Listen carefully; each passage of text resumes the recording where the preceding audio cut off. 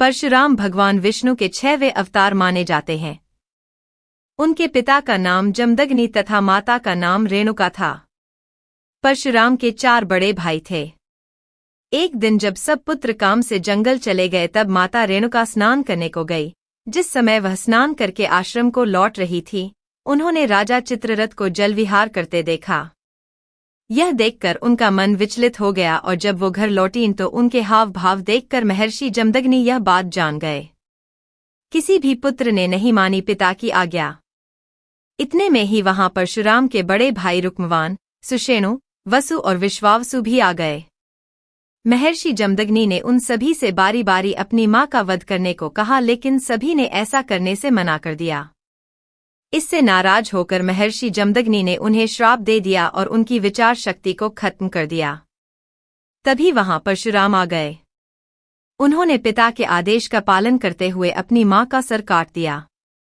यह देखकर महर्षि जमदग्नि बहुत प्रसन्न हुए और परशुराम को वर मांगने के लिए कहा। तब परशुराम ने 3 वरदान मांगे। पहला माता रेणुका को पुनर्जीवित करने और दूसरा चारों भाइयों को ठीक करने का वरदान मांगा। तीसरे वरदान में उन्होंने मांगा कि उन्हें कभी पराजय का सामना न करना पड़े और उनको लंबी आयु प्राप्त हो। युद्ध की कला में है माहिर। भगवान परशुराम ने भीष्म पितामह, द्रोणाचार्य और कर्ण जैसे कई सूरवीरों को शिक्षा दी। कहा जाता है कि परशुराम अमर हैं। वह भगवान कल्कि को भी युद्ध की नीतियां सिखाएंगे, जो कलयुग में भगवान विष्णु के अवतार होंगे। भगवान परशुराम को क्यों आता था ज्यादा गुस्सा? महर्षि भृगु के पुत्र ऋचिक का विवाह राजा गाधी की पुत्री सत्यवती से हुआ था।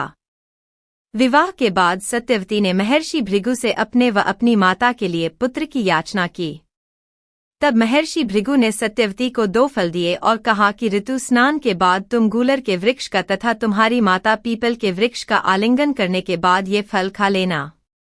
लेकिन सत्यवती व उनकी मां ने इस नियम का पालन नहीं कर पाई। यह बात महर्षि भृगु को पता चल गई।